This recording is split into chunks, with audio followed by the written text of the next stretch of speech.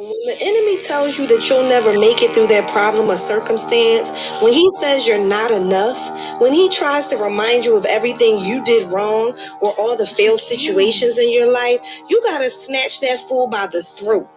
Remind him who you are and whose you are. Put your foot on his neck.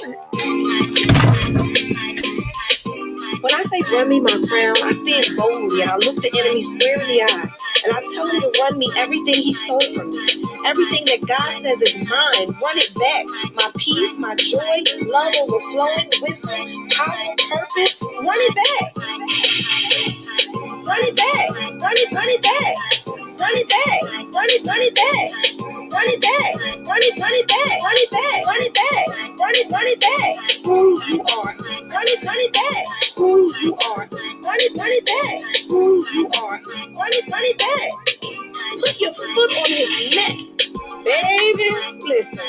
Sometimes the person I need to tell to run me my crown is me. Sometimes I'm the one that needs to be reminded of who I am. Sometimes I'm the one that needs to be reminded that I'm a child of the Most High King and I was already born fierce, foxy, and fine. I was born worthy. My daddy owns all of this. And it's time I act like it.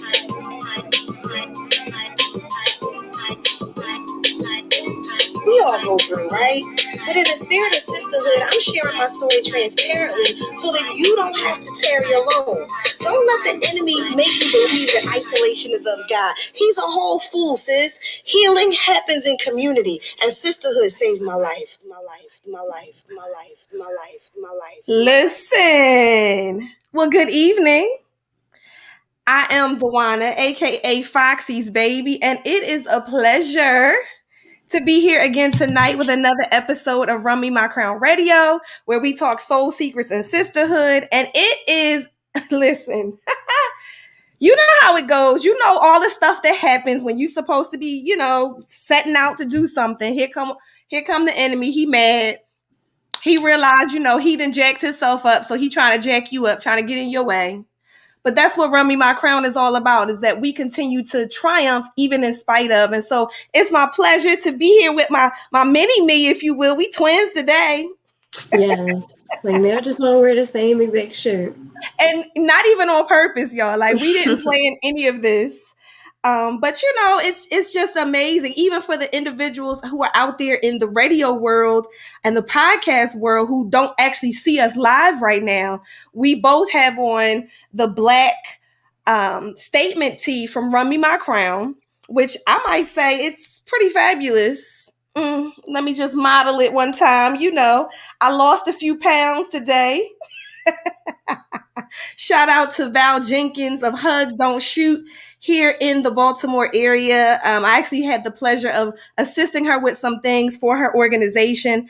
And I just love the mission. I love her heart. I love everything that she puts into making a difference here in the Baltimore, Maryland area. And so definitely wanted to shout her out. But yes, how are you? Yeah, you. Don't look at me like I'm crazy. Tay, how are you? Oh, sorry. Hold on, because I'm like, not me going to the comments. Like, did I miss something? Hold on, not having challenges. The devil working hard. The devil working hard. I'm definitely talking to you. Listen, I'm doing good.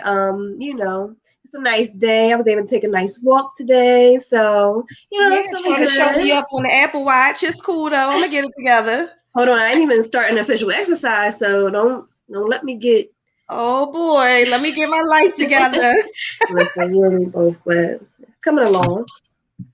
We'll get it together. That's actually one of the generational trauma and dramas, if you will, that we need to kill that too. I was thinking about that even recently, and I know you and I have talked about this, over time, just thinking about how unfortunately there's so many people, at least on my side of your family, where they don't live very long.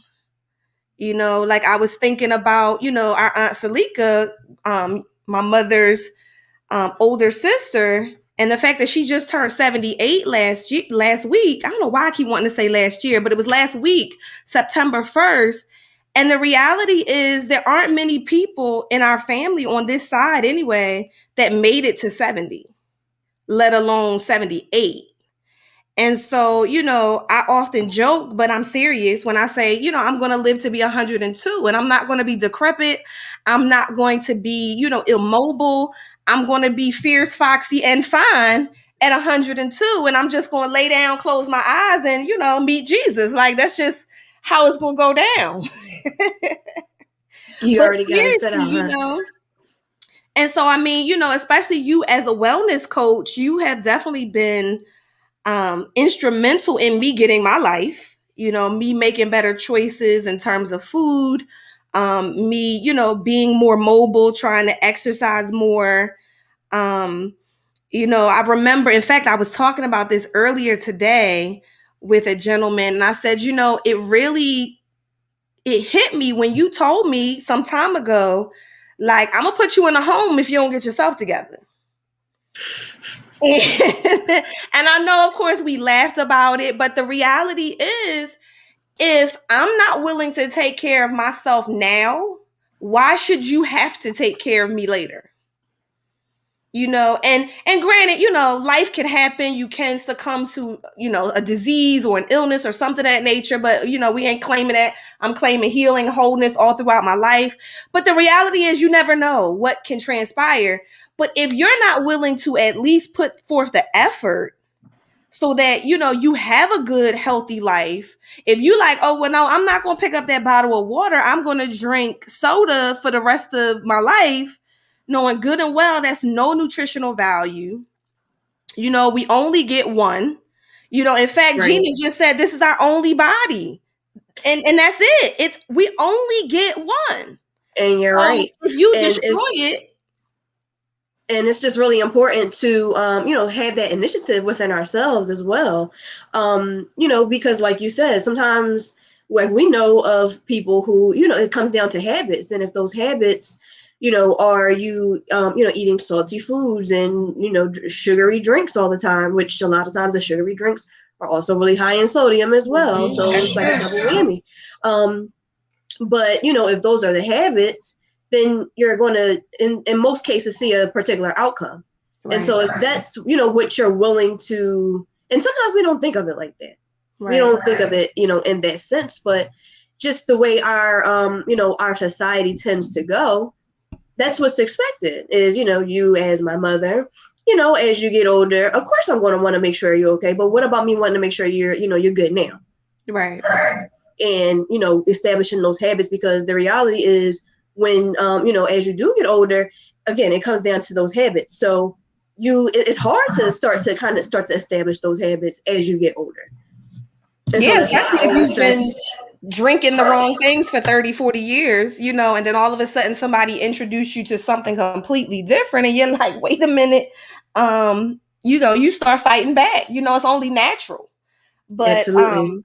But yeah, and I think that's important to recognize, like, don't wait till you're 40, 50 years old, make the decision now so that when you have your future children, it's okay. Well, I'm going to start them from babies, they're going to like, different types of vegetables and fruits and, water. Cause I think that's a huge thing, like just water. That alone will revolutionize your life. Yep. I mean, I'm talking anything from your hair to your skin to your joints. Like, it revolutionizes everything. And so, that's just one of the things that I actually was talking about, like I said, with a gentleman earlier today. And I had to give kudos to you because I said, at first when you said that to me, when you were like, yeah, you're going to go in a home and I'm not going to be dealing with it, I wanted to have attitude. Like, who she thinks she is? Don't she know the story of the 27 hours that I laid in labor? And of course, that's our insider. We always talk about this. But the reality is, like I said, if I'm not willing to at least put forth that effort to take care of me, no one else should have to.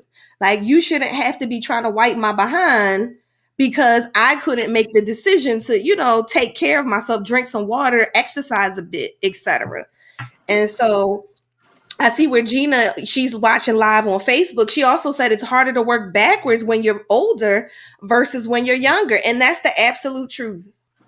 And that's why I say it comes down to habits. You have to start establishing those habits as early as possible, because that makes it better, for it to stick, essentially. Right.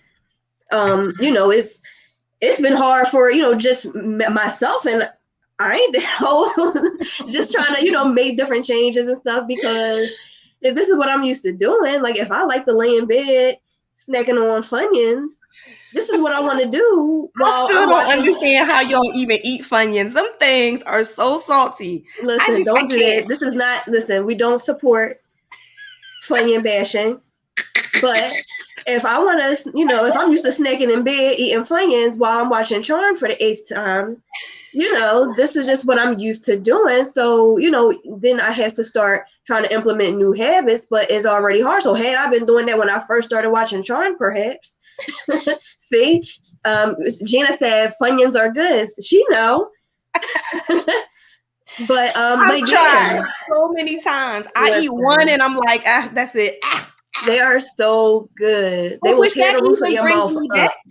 That even brings me back to the fact that, like, even to this day, growing up, my mother, your grandmother, we didn't. Well, I would say she didn't, because I didn't really do much cooking until I was in my late teenage years. But when she would cook, she didn't use much salt.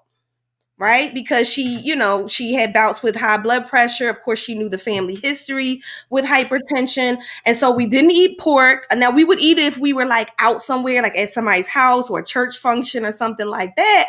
You might get a little piece of ham, but she didn't buy it. She didn't cook it. Right? And so for many years, I would eat food that was very bland. But that was my norm. Right? And so now you fast forward and you like, oh, I done got a little piece of a little something seasoned. Piece of oxtail or something. Child.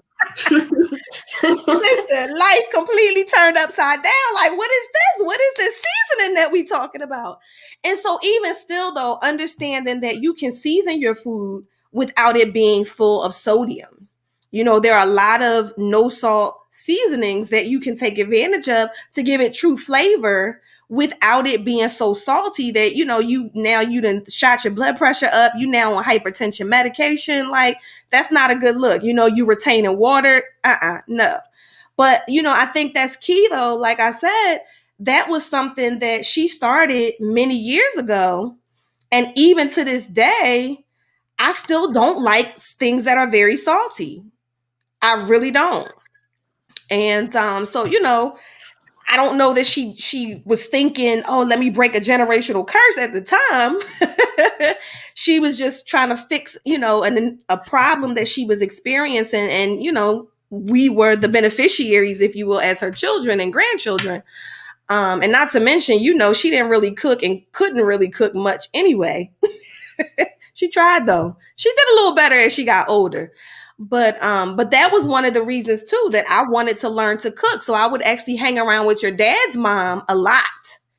And in fact, I told her earlier this year, I was like, if it hadn't been for you, like I probably would still be a non-cooker. I probably would still struggling for real.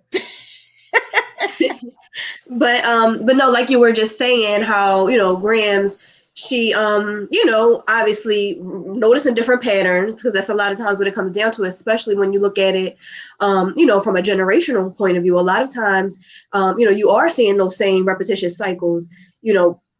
Everybody on your mom's side had this, and now I have it too, that kind of thing. Aunties, uncles, great aunts, great uncles, all of that. Right. And so you start to see those patterns, and I thought that brings up a good opportunity to talk about how to break those those habits. Indeed. It starts with how, like how you said with Grams, she noticed this end result. So we noticed everybody's high blood pressure and, subsequently dying from, diseases and other complications that result, from that kind of stuff.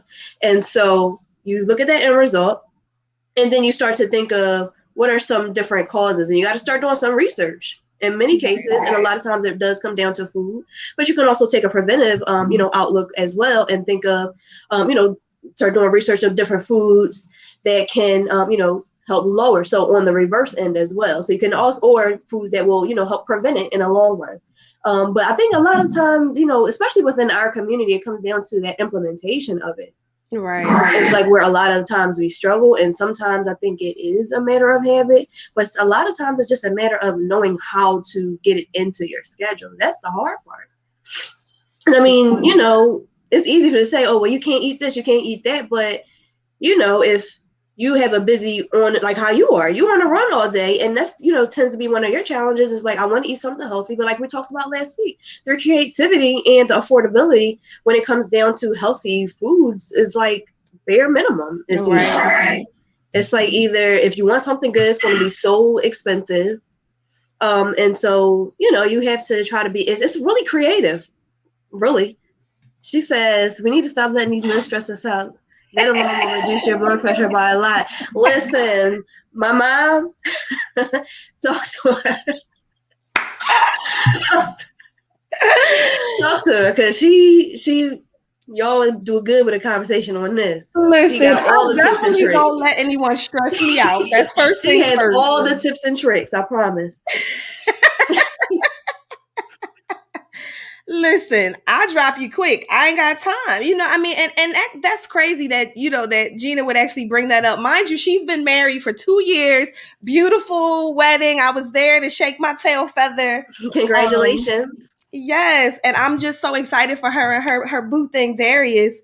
But the reality is there is still some level of stress in any relationship. I mean, as much as I love you and as much as you love me, sometimes we get on each other's nerves. You know what I mean? Like, it is what it is. But I think when you understand and you learn the level of respect, in spite of, even if you don't agree, even if you're not necessarily seeing eye to eye on a thing, there's still a level of respect, and there's a level of, I'm willing to understand your perspective. Even if after listening to your perspective, I still don't agree, but I'm willing to give you the floor, give you the honor, okay, I'm gonna sit back, shut up, and listen. And let's see if we can come to some common ground. If more people did that, there would be a whole lot less stress. Absolutely. And that's just a part of, good communication Right. within, communities, which obviously had the same, setup on the wording in the first place. So that, you know what I mean? But yeah, that communication aspect is so important, and a lot of people miss that. And I think it's sometimes maybe because we don't like take a look at ourselves and take care of ourselves as well. Having that good communication with yourself to even be able to identify different, emotions and stuff like that. And that's so true. Like, I swear, the Holy Spirit be doing some things. So when I think of relationships, especially when it comes to marriage, now, unfortunately, I've never had a successful marriage, right? I've had a whole bunch of lessons, but I'm thankful for them nonetheless. But the reality is, especially in marriage, it's like you're looking at a mirror. When you looking at this other person, it's really for them to show you. But all too often, many of us are so focused on, oh, well, he did this and she did that, and well, she ain't do this. The reality is you can only change who you are and what your response is, right? And again, this goes for any relationship. But I Right. think it's key in terms of marriage, because, that's where the enemy especially is trying to drive a wedge. He hates marriage because he knows it's of God. And so the minute, you start trying to walk, in unison, he like, oh, no, we got to drive a wedge. Like, wait a minute. No, we not. And so it's so important for us to recognize that and to know, okay, just because my spouse disagrees with me, that don't mean I got to lose, and start acting like a bat out of hell, lose my ish, if you will. Like, get it together. It doesn't have to be that serious. We can have some dialogue. We can agree to disagree, things of that nature. But I personally think it goes back to my childhood. For me, I still struggle with speaking up for myself. As much as I am outspoken, as much as I, now have found my voice, there's times where in relationships, I'll kind of shy away because I was never given a voice growing up. Now, again, we understand that, just in our community, it's kind of laughed about. But the reality is, our parents didn't say, well, what would you like to eat today? It was, you going to eat this because this is what I got and you going to like it. Instead of saying, well, you know what? Once a week or even every other week, whatever you might work out, give the opportunity for the child to have some input. It doesn't mean that they're running you, as, some of our folks would say, but you allow them to have some input. Let their voice be heard. Let their voice, be understood. And I think that's something that so many of us miss. And it really is key because it comes into play later where you're like, okay, now you done had a disagreement of some sort with your spouse or significant other, and you're struggling to speak up because you're not used to that. It took me many years to be able to speak up and really say, I don't like that. We're not gonna do that. And honestly, it does kind of seem like we don't necessarily spend a lot of time. Well, I mean, obviously, I don't have any children, but just from don't do that. But just from obviously, observation and things like that, it don't seem like we really, society wise, not putting that focus, that emphasis on raising kids as human. We raise them to be productive, right? In the workforce for the most part. We raise them to be real productive in the workforce, but it's important to also have that productivity when it comes down to being able to facilitate relationships, maintain relationships. I mean, a lot of people don't even have basic communication, right? And so that's, like I said, that's basic. So imagine a disagreement that's heightened, and so it's really important to understand that children are human beings, not just children, but future adults.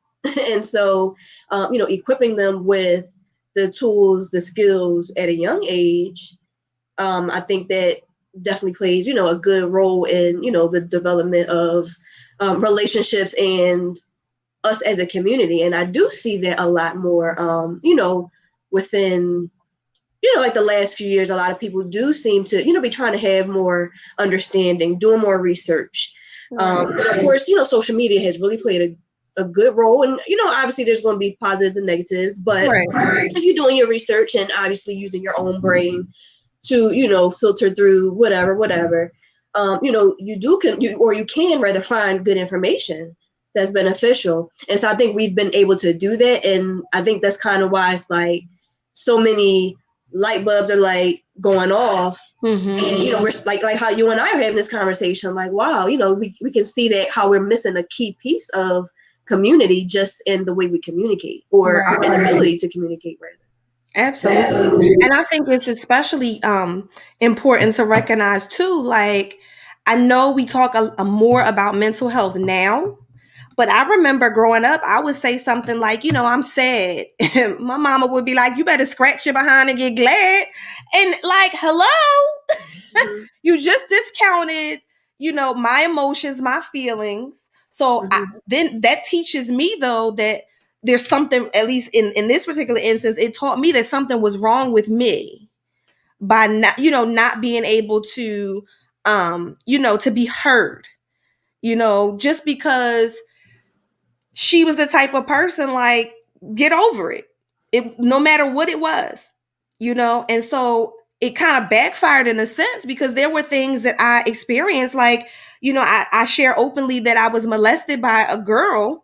I was 7, she was 12, and this went on for a while. This was my babysitter for a short period of time. I couldn't go to my mom because I felt it, and again, I don't know what would have happened, but in my mind, in my 7-year-old mind, I came to the conclusion that I couldn't tell my mother because it was going to have negative repercussions back on me. And so I think it's, like I said, it's crucial to recognize that something just that simple makes that big of a difference in the life of a child and then growing, adult. I was 33 years old when I uncovered that trauma that I had buried so deep, but it was leaking into the rest of my life. I was doing things that I didn't even recognize. Like I was subconsciously, going down a particular pathway. And then, once I started kind of uncovering, excuse me, going through the journey of healing for domestic violence, and I started realizing domestic violence was just on the surface. There were the daddy issues. There was the resentment of my mother. There was the actual domestic violence of my brother who, assaulted me. Like there was so many pieces not being heard, not being valued from a very young age. And so guess what I did? I went out looking for love, if you will, and I found more of what I already had. More people who didn't value me, more people who shut me down every time I tried to speak up for myself, or, didn't want to, hear what I had to say about anything, let alone what my emotions were, how I was feeling. It was, oh, you're dramatic. And I mean, sometimes I can be. However, Sometimes, yeah. most times it's a real thing. It's just that you're not, not you, but the person isn't experiencing it the way that I'm experiencing it. Mhm. And especially because they haven't lived the life that I've lived, some things are heightened for some people because of, the experiences that have led up to that very moment. And so I just think it's key, and it's so important that we recognize the mental health of our children.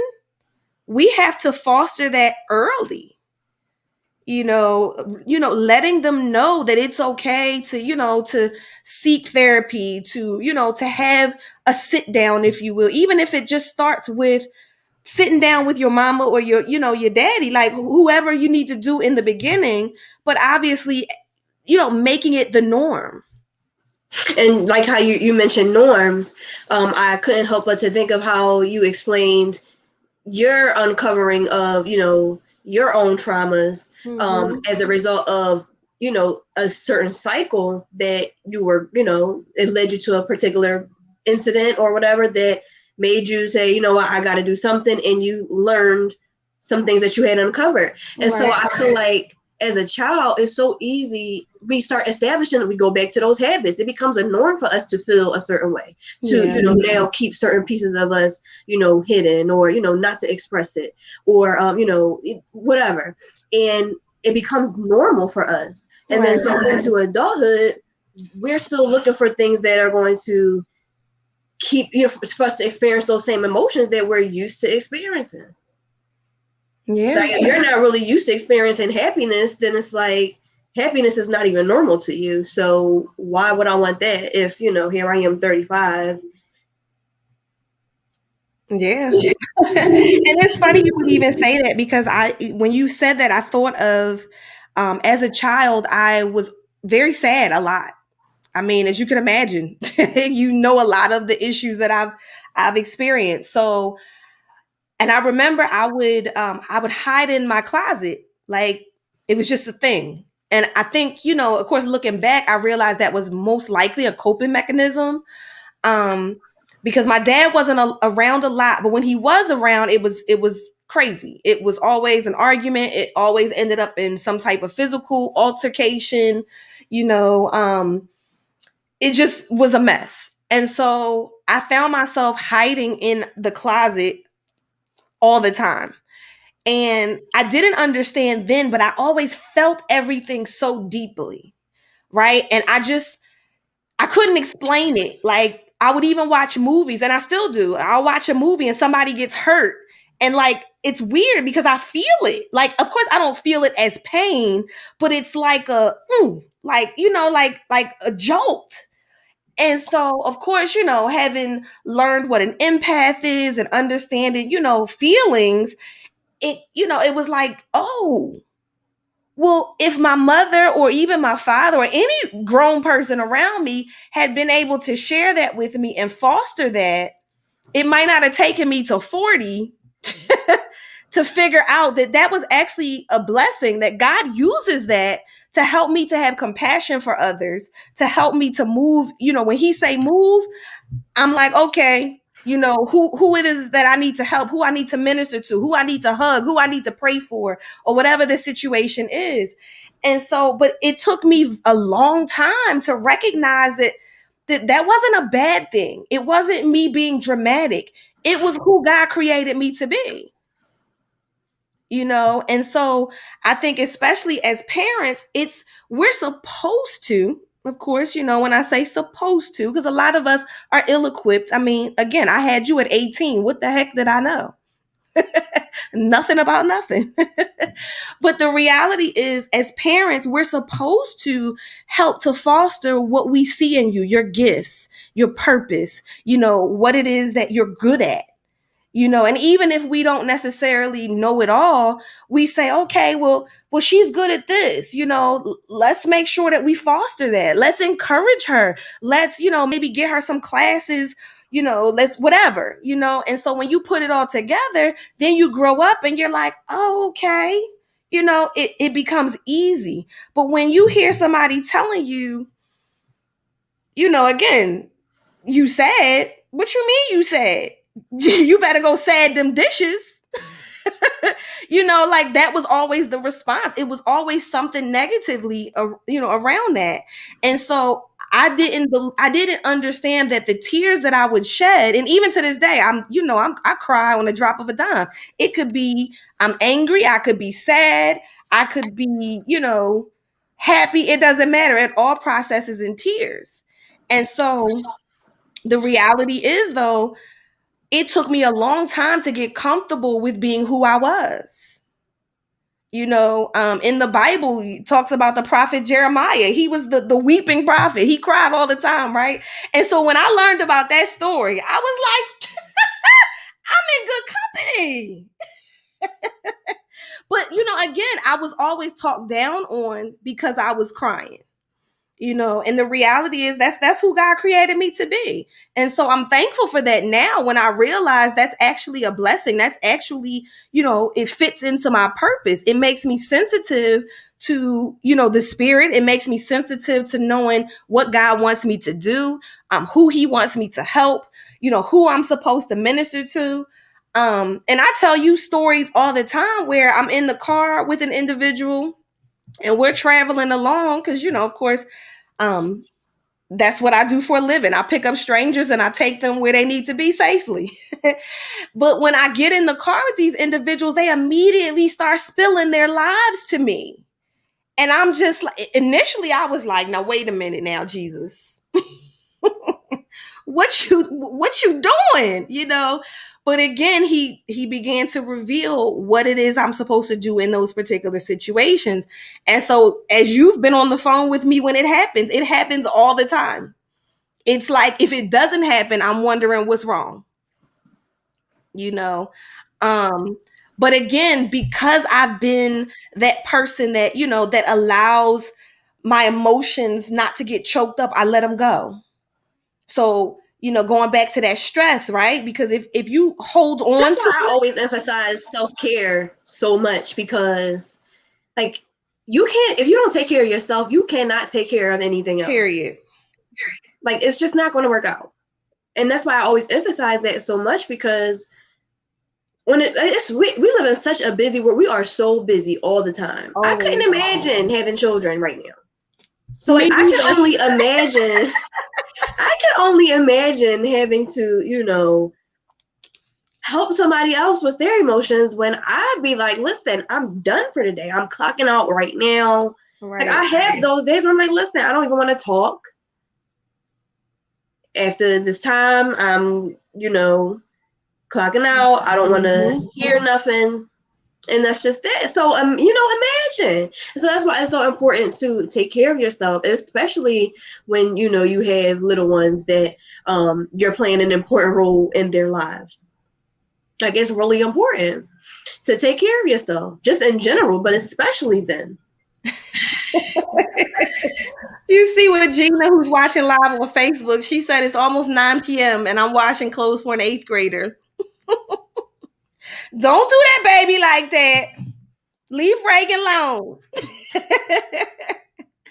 But it's just, and again, I think the important thing is, like you said, even when it comes to self-care, it's important for us to teach our children by doing.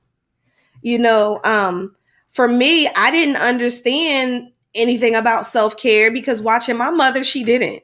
It's just it wasn't a thing at all. You know, unfortunately, she succumbed to the need to be the strong Black woman because she was the single mom, right? And so I never saw her take a true vacation. You know, she would go home to New Orleans, you know, for a couple of weeks. But I never saw her go like on a cruise or, you know, go anywhere like really fun, you know? And so as I got older, I saw what that looked like and I made a decision that I didn't want that. So even if I couldn't necessarily, you know, just be out and go on a vacation, I would go to the beach, you know, whatever the local beach that was nearby, or even just go sit by a body of water like a lake or a river in the area, or, you know, maybe get a spa massage or, you know, things of that nature. But again, I didn't see my mother do that till she was like 60. I'm like, I'm not waiting to 60, you know, to do these things. And so again, I think it's so important, so crucial that we show our children by doing. So cuz of course you can be, you know, a testament to it. You've learned a lot just by watching my life. I never in many instances never had to say, "Okay, this is what you do." You learned how to say, for instance, just picking a thing, you learned how to take a shower every day by watching your mama get up and go take a shower every day. Nobody had to really say that to you. You know, it was just a thing that you learned by doing. And so, just like we teach our children to brush their teeth or to take a shower or how to properly, you know, care for their hygiene, it's important to also teach them mental health and wellness and how to take care of themselves in every aspect.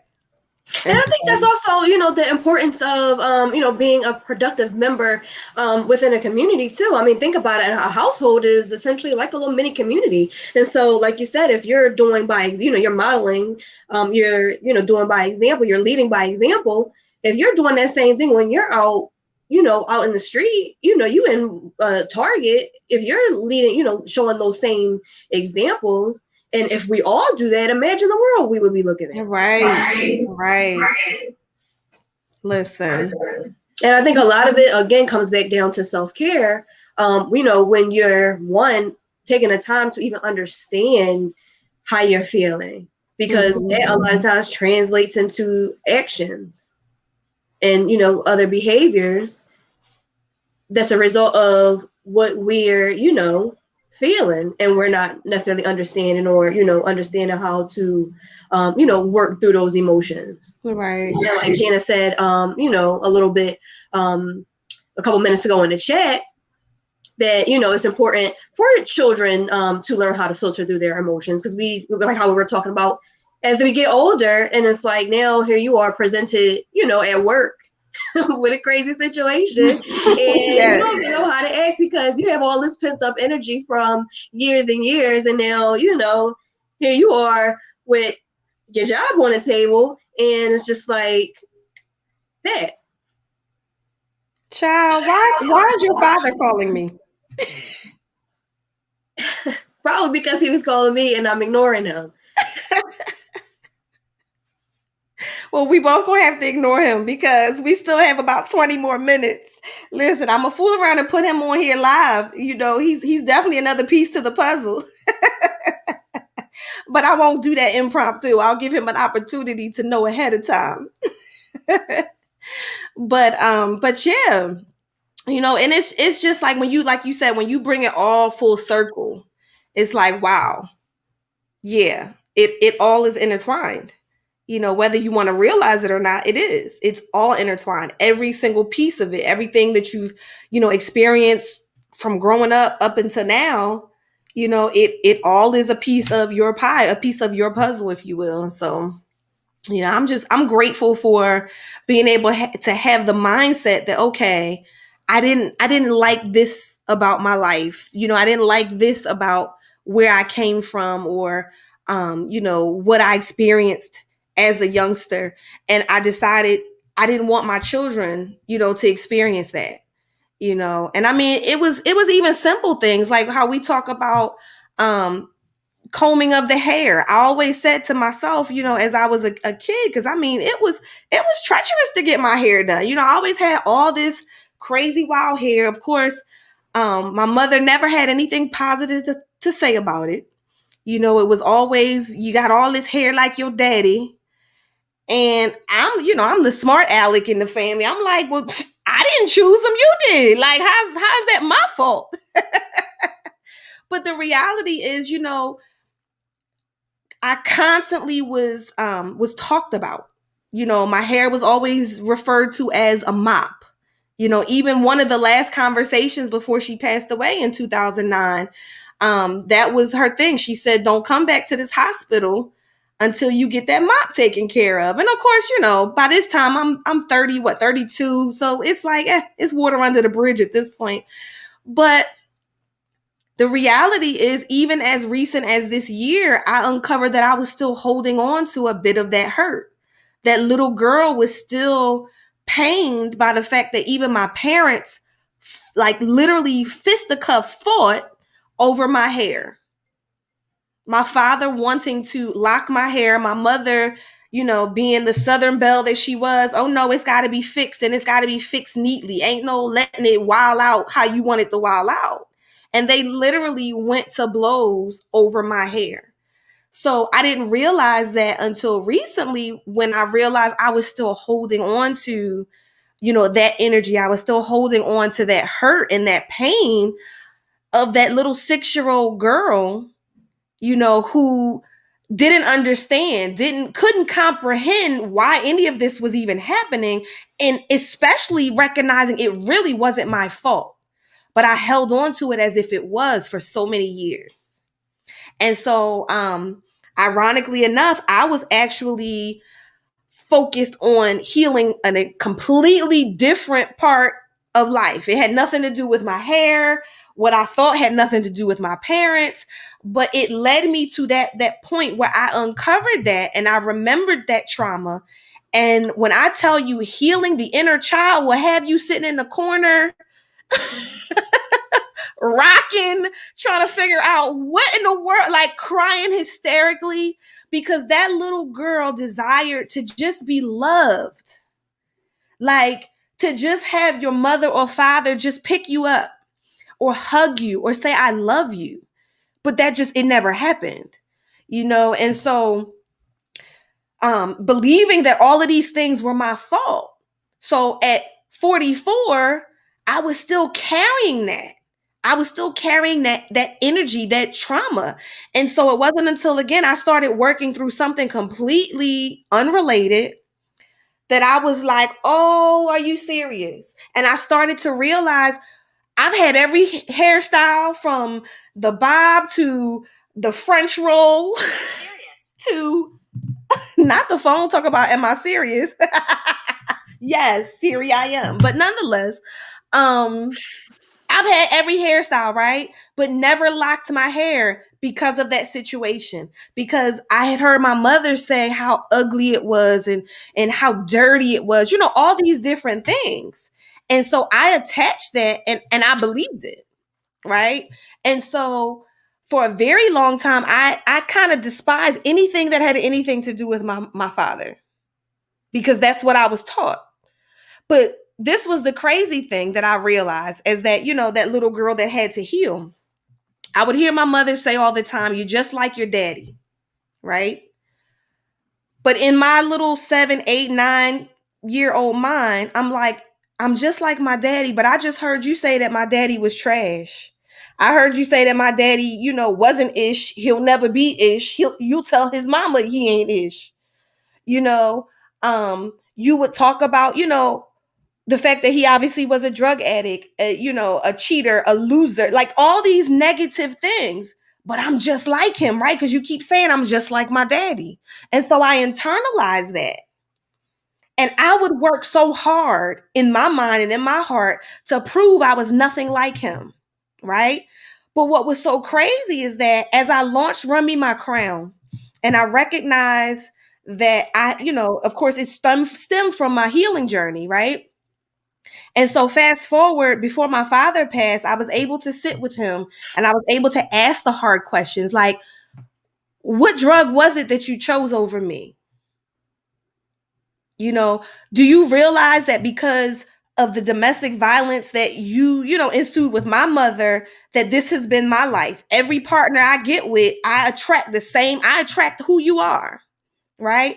And so having those hard conversations, and it was a blessing. I'm so grateful that I was able to have that conversation and for him to come to an awareness. And even though I didn't do it for an apology, it was love to feel his genuine apology. He was going through his own trials. And so he could only do what he could do at the time, right? But when I think of, again, going through the motions, I wanted so bad not to be like him because everything I ever heard about him was negative. Well, if you just look at me and we do a side by side of him and me, if I'm trying to shut out who he is, I'm not becoming my full authentic self then. Because yes, all this wild crazy hair, I got it from him at least before he started balding. Thank God it's not hereditary on my side. My brother got it, but not me. Come on, Jesus. But the fact that I'm comical, I'm always laughing, I'm joking, I bring light into a room. I can walk into a room of strangers and walk out with 25 plus friends, that I can relate to people. It's all him. So for so long, I wasn't who I was created to be because I kept saying, no, no, no, no, no, I can't be like him. I can't do that. No. But the reality is, it was when I forgave my mother and my father, and I embraced the parts of me that are both. And the fact that God literally took the best parts of each of them and made me who I am. You know, um, I know in our Bible study, we talk about the different colors. And there's different ways of explaining it, but personality traits. And there's the red, the yellow, the blue, and the green. And for me, red is the leadership, the person that takes charge. I get that from my mama. Now the yellow is the person who's laughing and joking, and they gonna bring light. They probably gonna procrastinate because they having a good time. But the red in me, reels me back. But the reality is, I am the total combination of the two of them. And if I must say so myself, he did a good job. You know what I'm saying? Not the good concoction. Listen, but seriously, because there's even parts of my mother, because I used to be like, okay, not to get all deep into astrology and all that, but she was like this typical Virgo. It was her way or the highway. She ain't trying to hear nothing you talking about. You gonna do what she said do, or you gonna hit the road. Like literally, what's his name? Ray Charles, hit the road, Jack. Like for real. And so, of course, as you know, I've taken who she was and I've kind of refined it. I'm not, as rough around the edges when it comes to snatching collars, but we get the job done nonetheless. We just do it in a more diplomatic way. We add a little comic in there. We add a little honey. We try to make it so it's not necessarily, snatching for real. They don't even, by the time they got snatched, they don't even realize they've been snatched. lightly, if you will. Yes, they got snatched, but they got snatched with so much love, they didn't even realize that they were snatched. But seriously, when I really think of all of the culmination of who God created me to be, because the reality is they shouldn't have been together by the time I came along. Right? Their relationship had already been wild, and they really should not have been together.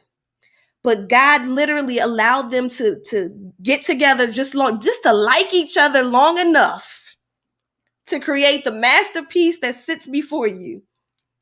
And I'm grateful for that because, even though it's been traumatic, I recognize how it's all played a part into who I am. And if I must toot my own horn, which I do often, because you should toot your own horn. Lay on the horn, in fact. Wear it out if you Okay? need to. Listen, if you don't toot it, who gonna toot it? But again, just I think I turned out amazing, especially considering all the hell and high water that I've had to come through. And to be able to use those experiences to benefit those that I come in contact with. And it's amazing. I see this gentleman, Charles Smith, is on Facebook Live. And I promise you, he's actually one of my passengers, one of those strangers that became a friend. And we had an amazing conversation that evening. And when I tell you, this man said he was going to make sure he found me, and he found me here on Facebook. And I'm grateful for that. Something like, people say all the time, oh, social media is the devil. No, it ain't. No, it ain't. You might have the devil in you because of what you're doing, but not over here. We use it for our good. And so I'm just grateful for situations like that, though. There's so many people that I come in contact with, and they're like, well, how do I keep in touch with you? And I'm like, little old me, you want to keep in touch with little old me? But seriously, I'm grateful for the opportunity to be used in that manner, to recognize that everything that I've been through was not for nothing. God literally, he never wastes any of the pain that you've ever been through. Ever. And I think sometimes that's like the hardest part. A lot of, I know I've had that struggle myself, is trying to identify the good in something that could have, felt like the end of the world to you at that time. And, some kind of way still, realizing the fact that, okay, this is who I am right now, and these are the experiences that I have had. Right. And, once you learn to love yourself, it's like, okay, well, I love myself where I am now. So that means the experiences that I've had have had to be, beneficial to me in some way, despite how I felt in that moment. But what I gained from it, what I was able to, learn, the knowledge that I, left that situation with, or maybe it's knowledge that didn't click until maybe, 3, 4, 10 years down the line, right. It still, played some kind of role in who you are today. And so that's why it's important to be able to identify the good that comes from situations, because otherwise we can find ourselves just like basking in the bad part of it. Mm-hmm. And even recognizing when sometimes you don't understand, because it's not always going to be an immediate revelation, right? So even in the times where you don't understand how this is ever going to work for my good, but you just have to trust that, one, that's what God's word says. So we're going to find the good somehow, some way, and the beauty of it is when you focus on the good, you'll find more good.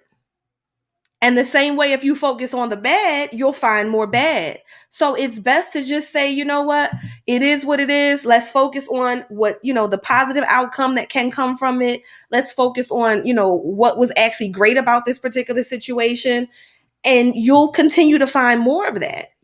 Those breadcrumbs are there, and so that's just been I would say probably for the last, guess it's been going close to 20 years now. I know when I first got involved with network marketing, that was the type of training that I was exposed to, which I had never heard anything like that. I never heard of things like the law of attraction, even though, the word of God talks about, what you sow, you reap, right? But you don't think of it in that manner. Like, I don't know, maybe it's just me, but I didn't really consider it in every area of my life. The reality is it is for every single area. If you got to be intentional. Exactly. So if I take, 5 apple seeds and I plant them, you think you're going to get 5 apples? Or you're going to get you an apple tree that's going to give you unlimited apples. So just like that situation with the apples, whether you do good or bad, that's what you're going to get back. And it's so, like you said, being intentional, even though sometimes you're going to make mistakes, but what was your intent? Were you looking to hurt someone, or was that just kind of a byproduct because you didn't recognize that you were going to hurt someone by doing X, Y, Z? And when you recognize it, one, you apologize, you make it right, and then you move forward to not do it again, because change behavior is the best apology. And I think, that's the thing. And I know we got to wrap up because we coming up at this hour. I'll tell you, boy, we might have to do a part 3. Wait a minute. But I'm going to leave with this because I saw this earlier today where someone was saying, they didn't appreciate being guilt tripped into, well, life is short, so you got to make it right with so and so. Right. And I know you and I have had this conversation about a particular family member or members that we don't necessarily have the best relationship with anymore. And the reality is, when I read this post and it resonated so loudly because all too often people will guilt trip you. They'll say, well, life is short. So, you got to make it right with that person. Well, the reality is you've been trying to make it right for years and it wasn't received. Or the reality is I don't have to do anything except what's going to be best for me. And if that just happens to not be what's best for you or somebody else, then, sounds like you need to get involved with some self-care and, drop the mic right there. Absolutely. Get on board because that comes down to especially obligation. And that's the thing is that all too often, though, in our community, especially, individuals make you feel like you have to. Oh, you have to be, and honestly, that was something that my mother charged me with in terms of the relationship with my brother. She said before she passed, she would always say, and this was long before she was ever in the hospital or any of that, she would always say, if anything ever happened to me, y'all stay close. And I remember asking her, like, Mom, how? I'm like, he don't call me now and you here. I plan, dinners and et cetera, and he don't show up. So how does that happen? how do we stay close? And so you get to a point where you're like, I'm not going to keep putting forth the effort and not getting, anything back. And so I don't know who it's for. I don't know who out there in radio land, out there in Facebook Live or YouTube Live land needs to hear it. If it's something that can be resolved and can be repaired, then God bless it. Do it. But if you've been putting forth the effort for however long, and you've been giving your all to fix a thing or to hold on to a thing, and there's no result, there's no reciprocity, the reality is relationships take at least 2 people. You got to have at least 2 to make any type of relationship. And if that other party is not holding up their end of the bargain, God bless them. I love you, but I'm going to bow out. I'm going to make sure that as Tay said, I'm going to focus on my self-care. I'm definitely not going to be out here stressed, blood pressure high. I'm not going to be out here with my, I'm losing my hair because you can't get right. I'm a still love you, but I'm going to love you from a distance. Good God bless you. I wish you all the best in the world. Never want to see anything bad happen to you. But what we not going to do is keep being, succumb to this type of trauma. Like, no, we're not going to do that. And so, again, I don't know who needed to hear that. Perhaps it was me that I needed to be that reinforcement, if you will. Because, sometimes you do feel kind of guilty. And you shouldn't. You absolutely shouldn't. If you know that you've done all that you can do, you should not feel guilty. And so we're going to leave that there because it's 8:59. Bless the Lord. Yes. And I see your daddy said, have you talked to Tasia? I've been calling her for a couple of days. And no answer. You better call that man. Listen, you're not grown. I can't tell you how many times he called me. He probably think I'm not alive or something. And especially because I called myself putting to send him something on my watch. So you probably really like, oh, this automated. Somebody kidnapped her. Let me go clear this up. I told him, I said, we're doing a live recording right now. She's fine. So, he'll know that you're all right. That's a shame. You know that man, he suffered when he starts stressing out. Poor thing, I have a little bald spot. Leave that man alone. Don't do him like that. But this has been amazing once again. I don't know how you feel about a part 3. You see what's happening. Well, let's make it happen. Listen, it's been a pleasure. It truly has. I just love how the Holy Spirit shows up and shows out, and he guides the conversation, because that's really what this is all about. Run Me My Crown Radio. It's not an interview. It's not staged. We get on here and we just talk, and we just allow the Holy Spirit to do what he does. And I'm grateful for that, because he always just sheds so much light and love. And so, I think that's just indicative of our relationship. It's indicative of, who we desire to be. And and your father says okay with a little angel face. So so I think his nerves have calmed down. But how ironic is it that he would call, of course, during this hour. Um, but yeah, I'm grateful for the opportunity, to talk. Like we always say, we talk soul secrets and sisterhood here. This is what, we are about. We talk about uncovering whatever it is that needs to be uncovered. We shine light on whatever needs to be, shown that light on. And so I'm grateful for you and the light that you shine, baby. Listen, out here glowing and such.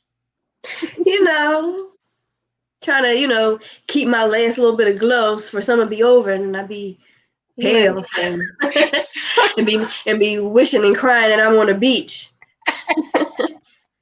Oh my goodness. And it's funny you say that, because I'll save that story for next week. But the story of when you were born, and I had a good girlfriend. She was a white woman, of course.